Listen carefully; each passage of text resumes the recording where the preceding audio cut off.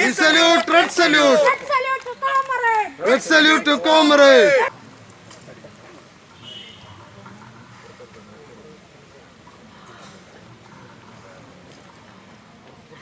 My dear sisters and brothers of Patambi constituency, I am very happy to come here today to ask you all to vote for the LDF candidate, Comrade Mohsin, who is the MLA of this area. You know, there was one Hathras case. In that Hathras case, one Dalit woman, she was raped by 4 men, upper caste men. And the Chief Minister said no rape has happened. Then that poor lady, she died, and the medical report came, and those 4 people were arrested. But the government is trying to protect them. Few days back, that girl's brother and the vakil, they went to the court, and in front of the judge, BJP people came inside the court. They beat them, they made them run away, and they said you have to withdraw the case. This is the condition of women in our state. നിങ്ങൾക്കറിയാം, ഹത്രാസ് എന്ന് പറയുന്ന സ്ഥലത്ത് ഉയർന്ന ജാതിയിൽപ്പെട്ട 4 പേരാണ് ഒരു പാവപ്പെട്ട ദളിത് പെൺകുട്ടിയെ ക്രൂരമായി ബലാത്സംഗം ചെയ്തത്.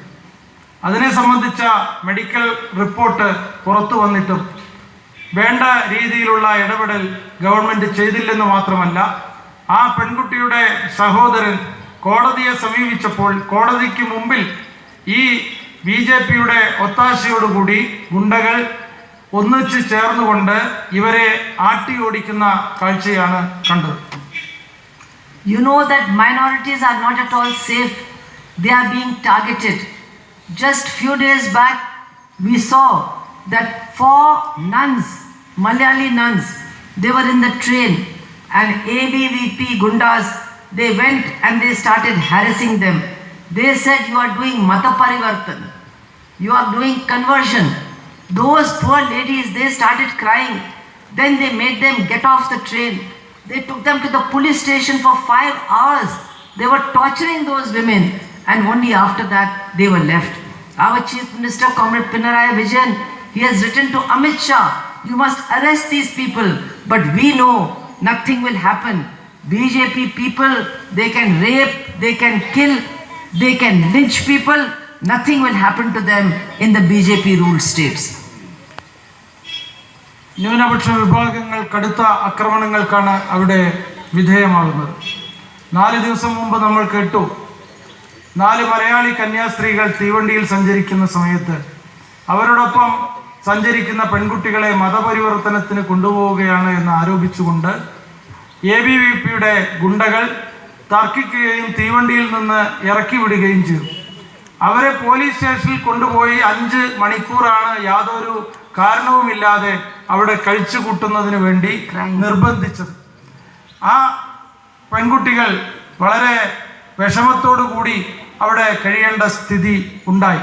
കേരളത്തിൻ്റെ മുഖ്യമന്ത്രി സഖാവ് പിണറായി വിജയൻ അമിത്ഷായ്ക്ക് ഇക്കാര്യത്തെ സംബന്ധിച്ച് അവരെ മോചിപ്പിക്കുന്ന കാര്യത്തിൽ കത്തെഴുതിയെങ്കിൽ പോലും എന്താണ് അവിടെ സംഭവിക്കുന്നത് എന്ന് നമുക്കറിയാം. അവിടെ കൂട്ടക്കൊല നടത്തുന്നവർ, അവിടെ ബലാത്സംഗക്കാർ, അക്രമികൾ, ഇവരെല്ലാം ഭരണകൂട ഒത്താശയോടുകൂടി സംരക്ഷിക്കപ്പെടുന്നു എന്നുള്ളതാണ് യാഥാർത്ഥ്യം. The BJP is saying that their agenda is development. But I want to tell you, BJP is doing only one thing. Kallam, kallam, kallam, kallam. Ravila kallam, Sandram kallam, Ratri kallam. They are only telling kallam. Their agenda is not development. Their agenda is something else.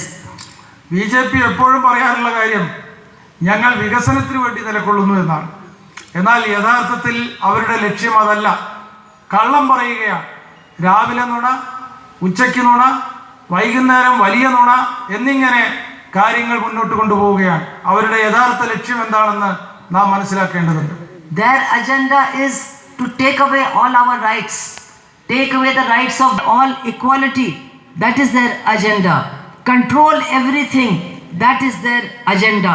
Jeans venda, മാംസം വേണ്ട, മീനം വേണ്ട, മുട്ട വേണ്ട, പ്രേമം വേണ്ട, കല്യാണം വേണ്ട, പുസ്തകം വേണ്ട, ലൈബ്രറി വേണ്ട, ഒന്നും വേണ്ട. That is their agenda.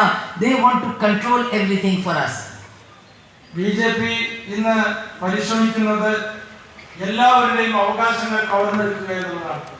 ദളിതരുടെ അവകാശങ്ങൾ, തൊഴിലാളികളുടെ അവകാശങ്ങൾ, കൃഷിക്കാരുടെ അവകാശങ്ങൾ എന്നീ കാര്യങ്ങളെല്ലാം കവർന്നെടുക്കുന്നതോടൊപ്പം സ്ത്രീകളുടെ അവകാശങ്ങൾ കവർന്നെടുക്കുന്നതോടൊപ്പം സമഗ്രാധിപത്യത്തിലേക്ക് സമൂഹത്തെ നീക്കുക എന്നതാണ്.